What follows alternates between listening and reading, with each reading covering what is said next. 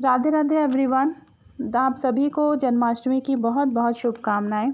आज के वीडियो में मैं आपके साथ शेयर कर रही हूं कि जन्माष्टमी के दिन लड्डू गोपाल का जन्म कैसे कराएं, वो भी बहुत सरल तरीके से।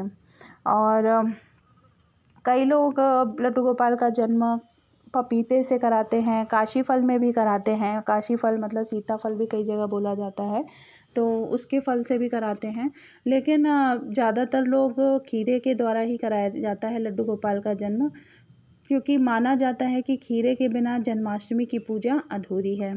तो जन्माष्टमी के दिन खीरे का बहुत अधिक महत्व है। अब देख लेते हैं कि लड्डू गोपाल के जन्म के लिए क्या क्या तैयारी करनी है और कब करनी है। तो सबसे पहले आपको फूल ले लेने हैं, जो भी जितने तरीके के आपको फूल मिल सके वो ले लीजिएगा। फल ले लीजिएगा, 5 तरीके के फल मिल जाएं। और नहीं है तो खीरा अवश्य हो, और 1 रुपये का सिक्का या फिर कोई भी सिक्का या चांदी का सिक्का हो तो और अच्छा है। तो आप इतनी चीज़ें आपको चाहिए होगी। तैयारी आपको कब करनी है, ये तैयारी आपको करनी है शाम की, जब आप पूजा करते हैं तो पूजा वंदना के बाद, मतलब जो शाम का धूरी सांझ बोलते हैं, उस समय आपको ये तैयारी करके रख लेनी है। इसके लिए आपको, आप चाहें तो जैसे मैंने ये टोकनी ली है, आप इस तरह की टोकनी ले सकते हैं। नहीं तो आपके पास पीतल या तांबा या चांदी की कोई परात हो या प्लेट हो, आप उसमें स्वास्तिक बना लीजिए। और स्वास्तिक के बाद उसमें आप थोड़ा सा फूल का स्थान देकर लड्डू गोपाल को रखेंगे। जैसे कि मेरे पास टोकनी है, तो ये मैंने इस तरह से फूल बिछा दिए हैं और अब मैं लड्डू गोपाल को उसमें विराजित कर रही हूँ। और उसके बाद हम लड्डू गोपाल को पूरी तरह से कवर अप कर देंगे। कैसे कवर अप करेंगे आप देख सकते हैं।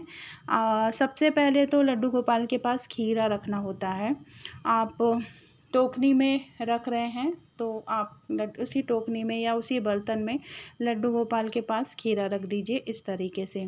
और उसके बाद आप चाहें तो फल है, और फल हैं तो आप वो फल रख लीजिए, या इस तरह से फूलों से पूरी तरह से कवर कर लीजिए, तो जैसा आपको लगे। लेकिन लड्डू गोपाल को अच्छी तरह से ढक कर, फूलों से, फलों से, सभी से, जैसे आप देख पाएंगे वीडियो में मैं आपको दिखा रही हूँ। आप इस तरह से आराम से फूलों से और खीरे से और फल से इस तरह से ढककर रख देंगे। देखिए, जन्म के समय जिस तरह बच्चे की गर्भनाल को काटकर गर्भाशय से अलग किया जाता है, ये हम सभी जानते हैं। तो ठीक उसी प्रकार जन्मोत्सव के समय खीरे की डंठल को काटकर कान्हा का जन्म कराने की परंपरा है। जन्माष्टमी का पर जब खीरा काटने का मतलब है कि बाल गोपाल को माँ देवकी के गर्भ से अलग करना, और खीरे से डंठल को काटने की इस प्रक्रिया को ही नाल छेदन कहा जाता है। तो ये सारी तैयारी आपको करके रख लेनी है। जब आप शाम की पूजा करेंगे उस समय आप इस तरह से लड्डू गोपाल को ढककर रख देंगे फूलों से, फलों से।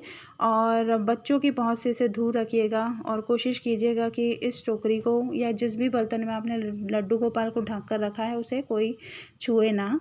और जब 12 बजेंगे, तब 12 बजे के साथ ही आप घंटी बजाएंगे, और उसके बाद ही आपको भगवान का जन्म कराना है।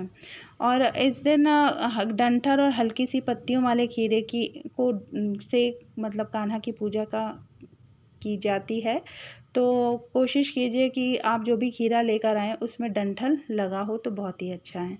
अब जैसे कि आपने देखा कि 12 बजे हैं, तो आप 12 बजने पर आपके घर में शंख हो तो आप शंख बजा सकते हैं, नहीं तो घंटी है तो घंटी बजाकर आप लड्डू गोपाल का जन्म कराएंगे।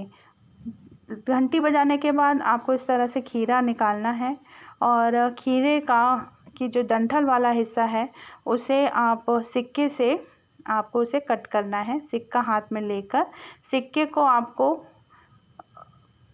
जो क्लॉकवाइज है, आपको क्लॉकवाइज घुमाना है उसमें, जैसे आप देख पाएंगे, जैसे मैं कर रही हूँ इस तरह से आपको नाल छेदन करना है। और अभी वीडियो के लिए मेरा पास जो खीरा अवेलेबल था मैं उसी से आपको बता रही हूँ। तो जब आप मार्केट से लाते हैं जो खीरा, तो वो आसानी से कट जाता है, ये थोड़ा सा सॉफ्ट हो गया है। अब जो छोटा हिस्सा है उसे आप गमले में दबा दीजिएगा, और बाकी लड्डू गोपाल को आप निकाल के फिर पंचामृत से लड्डू गोपाल का स्नान कराना है। पंचामृत से लड्डू गोपाल का स्नान कैसे कराना है वो भी वीडियो है, वो मैं आपको लिंक दे दूँगी, आप उसमें चेकआउट कर सकते हैं। और आप पंचामृत से स्नान कराने के बाद लड्डू गोपाल को जो भी वस्त्र लाए हैं आप वस्त्र पहनाएंगे, भोग लगाएंगे और इस तरह से आप लड्डू गोपाल का जन्म कराएंगे। दूसरा तरीका मैं आपको कैसा शेयर कर रही हूँ कि आपके पास जितने साइज़ के लड्डू गोपाल हों, अगर छोटे साइज़ के लड्डू गोपाल हों और खीरे में तो आप उसके अकॉर्डिंग खीरा लेकर आइए और इस तरह से उसे कट करके और जो अंदर का हिस्सा है बीज वाला, और उस तरह से आप उसे कट कर लीजिए और उसे खाली कर लेंगे जैसे मैंने किया है। और फिर इसमें आप अपने, मेरे लड्डू गोपाल तो छोटे हैं तो आराम से आ गए, और इस तरह से आप खीरे को में रख कर भी इसे फूलों और फलों से ढाँक कर आप फिर उनका जन्म करा सकते हैं। तो दो तरीके हो गए, एक है कि आप सिंपल भगवान के पास खीरा रखा और खीरे को उनका नाल छेदन करके आप जन्म करा सकते हैं। दूसरा है कि आप खीरे के अंदर इस तरीके से भगवान को लिटा कर और उसके बाद फिर आप जब 12 बजेंगे और आप उसके बाद भगवान को निकाल कर घंटी बजानी है आपको। घंटी बजाने के बाद ताली बजानी है और भगवान के मतलब एक बहुत ही उत्साह का टाइम होता है उस समय जब भगवान का जन्म का समय होता है। और इस तरह से आपको, इस तरह से भी आप खीरे से निकाल कर लड्डू गोपाल का जन्म करा सकते हैं। और फिर उसके बाद वही प्रोसेस रहेगी कि आपको नाल छेदन करना है, सिक्के से आपको नाल छेदन करना होता है। और सिक्के से नाल छेदन की जो प्रक्रिया मैंने आपको पहले भी बताई, और इस तरह से आप सिक्के को क्लॉकवाइज घुमाएंगे और आप नाल छेदन करके भगवान का जन्म करा सकते हैं। और नाल छेदन के बाद भगवान को आपको पंचामृत से स्नान कराना है और उसके बाद जो छोटा हिस्सा है उसे आप दबा सकते हो, और जिस खीरे के अंदर आपने रखा था इसे भगवान लड्डू गोपाल को, तो वो खीरा आप प्रसाद के रूप में सबको बांट सकते हैं।